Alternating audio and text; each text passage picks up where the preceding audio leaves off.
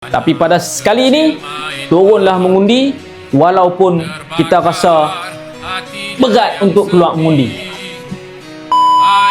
Pengundi-pengundi di negeri Johor wajib turun mengundi.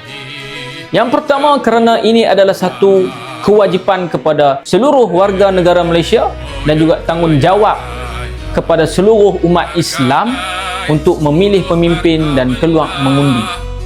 Yang kedua, bagi meningkatkan kadar peratusan orang keluar mengundi bagi memenangkan calon-calon Perikatan Nasional di PRN Johor.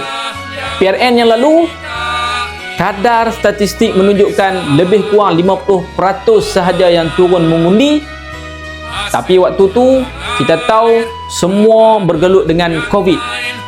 Tapi pada sekali ini, turunlah mengundi walaupun kita rasa berat untuk keluar mengundi.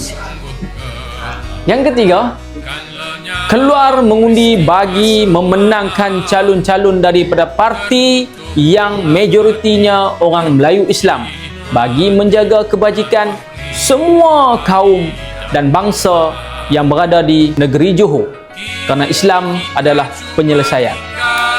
Kesimpulannya ialah semua rakyat negeri Johor, pengundi-pengundi negeri Johor, keluarlah mengundi.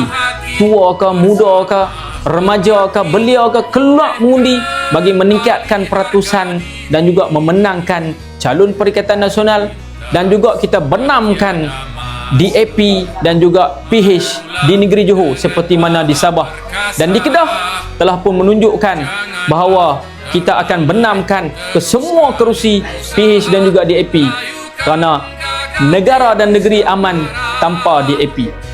Jom jaga Johor.